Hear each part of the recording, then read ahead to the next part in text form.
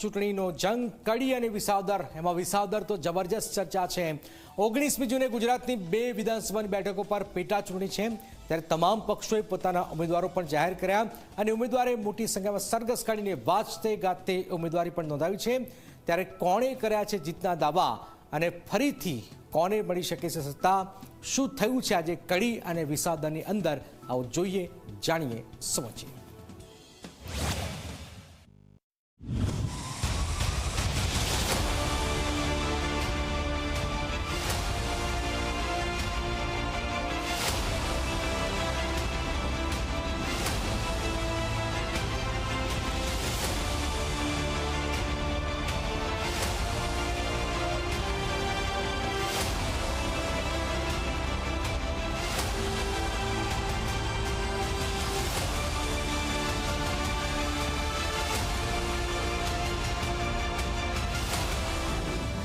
ગુજરાતમાં જામ્યો પેટા ચૂંટણીનો જંગ। કડી વિસાવદરમાં જામશે ત્રિપાખીયો જંગ। ઉમેદવારોએ વાજતે ગાજતે નોંધાવી ઉમેદવારી। ગુજરાતમાં 2 બેઠકો પર ચૂંટણી થવા જઈ રહી છે। કડી અને વિસાવદર વિધાનસભા બેઠકની ચૂંટણી યોજાવાની છે, ત્યારે ભાજપ, કોંગ્રેસ અને આમ આદમી પાર્ટીએ તેમના ઉમેદવારોના નામ જાહેર કર્યા છે। ત્યારે આ વખતે બંને બેઠકો પર ત્રિપાખીયો જંગ જોવા મળશે। ત્યારે સૌપ્રથમ વાત કરીએ તો કડીમાંથી ભાજપે રાજેન્દ્ર ચાવડાને, તો કોંગ્રેસમાંથી રમેશ ચાવડા તેમજ આપમાંથી જગદીશ ચાવડા ચૂંટણી લડી રહ્યા છે। ત્યારે તમામ ઉમેદવારોએ પોતાના ઉમેદવારી ફોર્મ ભર્યા છે। તમામ ઉમેદવારોએ પોતાનો જીતનો પણ વિશ્વાસ વ્યક્ત કર્યો છે। ત્યારે વાત કરીએ ભાજપના ઉમેદવાર રાજેન્દ્ર ચાવડા, જે 1980થી ભાજપ સાથે જોડાયેલા છે। ત્યારે ભાજપના ઉમેદવારે વિશાળ બાઇક રેલી સાથે વાજતે ગાજતે પોતાની ઉમેદવારી નોંધાવી। ઉમેદવારી નોંધાવતા પહેલા કડીમાં વિરાટ જનસભા યોજાઈ હતી। સભામાં મોટી સંખ્યામાં ભાજપના નેતાઓ હાજર રહ્યા હતા, જેમાં પૂર્વ નાયબ મુખ્યમંત્રી નીતિન પટેલ તેમજ સરકારના પ્રવક્તા અને કેબિનેટ મંત્રી ઋષિકેશ પટેલ અને સહકાર મંત્રી જગદીશ વિશ્વકર્મા ઉપસ્થિત રહ્યા હતા। આ ઉપરાંત સભામાં મોટી સંખ્યામાં જનમેદની પણ ઉમટી પડી હતી। તો હવે જે કામ અધૂરા જે કોઈ હોય એ કરવાના છે, એ સિવાય નવા કામ પણ મૂકવાના અને નવા કામો પણ આપણે પૂરા ખંતથી અને નિષ્ઠાથી કરીશું। સરકારશ્રીમાંથી જે કામો લાવવાના છે એ પણ લાવીશું। જે રીતે દેશના યશસ્વી પ્રધાનમંત્રી માનનીય મોદી સાહેબે આખા સર્વાંગી દેશનો વિકાસ કર્યો છે, જે માનનીય મુખ્યમંત્રી ભૂપેન્દ્ર પટેલ જે રાહને આગળ વધારી રહ્યા છે, એ તમામ લોકોને વિશ્વાસ છે કે આ વખતે કડીની વિધાનસભાની ચૂંટણીની અંદર જંગી બહુમતી ભારતીય જનતા પાર્ટી વિજય થશે। સ્ટ્રાઇકની પણ વાત કરી, જે સર્જિકલ સ્ટ્રાઇક થઈ હતી એને એક અહીંયા સ્ટ્રાઇકની વાત કરવામાં આવી। એમાં એવું છે કે જે રીતે દેશના યશસ્વી પ્રધાનમંત્રીએ શાસન સંભાળ્યા બાદ જે રીતે એર સ્ટ્રાઇક હોય, સર્જિકલ સ્ટ્રાઇક હોય, સિંદૂર સ્ટ્રાઇક કરી, તેવી જ રીતે આ વખતે પણ કડીની અંદર ભારતીય જનતા પાર્ટીના કાર્યકરો બૂથ ઉપર જઈને વોટ સ્ટ્રાઇક કરવાના છે। માનનીય વડાપ્રધાન શ્રી નરેન્દ્રભાઈ મોદીએ ઓપરેશન સિંદૂરના માધ્યમથી દેશની જે સુરક્ષા કરી અને દેશને જે દુનિયાભરમાં નામના અપાવી, એ જ પ્રમાણે અમારા કડીના મતદારો પણ ભારતીય જનતા પક્ષના માધ્યમથી ઓપરેશન સિંદૂર કરનાર આપણા વડાપ્રધાન અને આપણા લશ્કરના લાખો સૈનિકોને જે શુભેચ્છા અને અભિનંદન પાઠવશે, એ રીતે અમારા ઉમેદવારને પણ મત આપી અને વિજય બનાવશે એવો અમને સંપૂર્ણ વિશ્વાસ છે।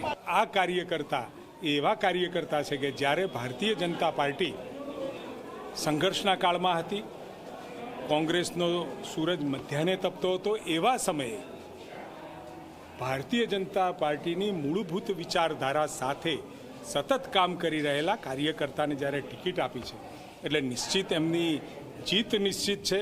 182 સામાન્ય ચૂંટણીમાં પણ 156 સીટો આદરણીય CR પાટીલ સાહેબ અને આદરણીય ભૂપેન્દ્રભાઈના નેતૃત્વમાં મળી હોય, ને અત્યારે 100 સીટ સાથે 161 સીટ સાથે વિધાનસભામાં ભૂપેન્દ્રભાઈનું શાસન ચાલી રહ્યું હોય, એવા સમયે ચોક્કસ વિસાવદર અને કડીની બંને સીટો જંગી મતોથી અમારી સાથે આ બંને ધારાસભ્યો વિધાનસભામાં બેસશે। આગળ વાત કરીએ તો કડીની પેટા ચૂંટણી માટે કોંગ્રેસે રમેશ ચાવડાને મેદાને ઉતાર્યા છે।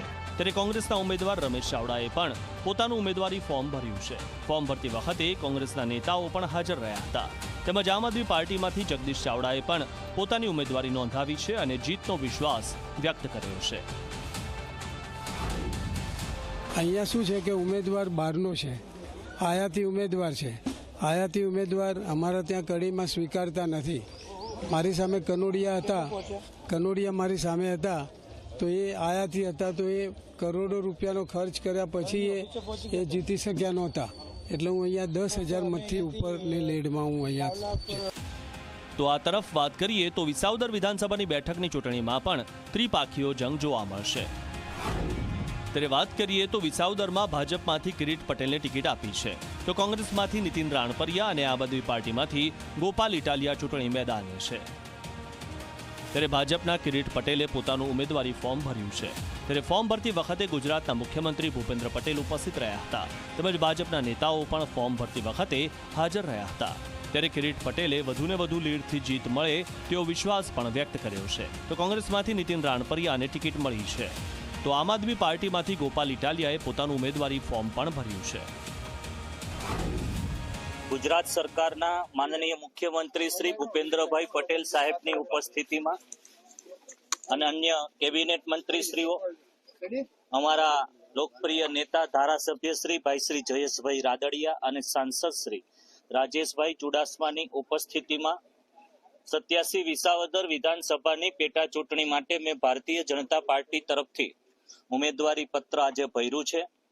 મને વિશ્વાસ છે કે વિસાવદર વિધાનસભા સીટ અંતર્ગત આવતા વિસાવદર, જુનાગઢ અને ભેસાણ આ ત્રણેય તાલુકાના મતદાર ભાઈઓ, બહેનો, યુવાનો, વડીલો ખૂબ જ મોટી માત્રામાં ભારતીય જનતા પાર્ટીને કમળને મત આપી અને વિજય બનાવશે. વિસાવદર ભેસાણની જનતા આ બધું જાણે છે. વિસાવદર ભેસાણની જનતા આયાતી ઉમેદવારને ક્યારેય સ્વીકારતી નથી, અને હું એક નાના પરિવારમાંથી આજે કોંગ્રેસ પાર્ટીએ મારી પસંદગી કરી છે, મારા ઉપર ભરોસો મૂક્યો છે, તો એ ભરોસાને વિસાવદર વિધાનસભાની જનતા સાર્થક કરી બતાવશે. હાલમાં તો તમામ ઉમેદવારોએ પોતાના ઉમેદવારી ફોર્મ ભરીને જીતનો વિશ્વાસ વ્યક્ત કર્યો છે. ત્યારે આગામી 19 જૂનના રોજ ચૂંટણી યોજાશે અને 23મી જૂને મતગણતરી હાથ ધરાશે. ત્યારે આ વખતે ફરીથી જનતા કોના પર જીતનો કળશ ઢોળે છે તે તો સમય જ બતાવશે. Bureau report, Zee media.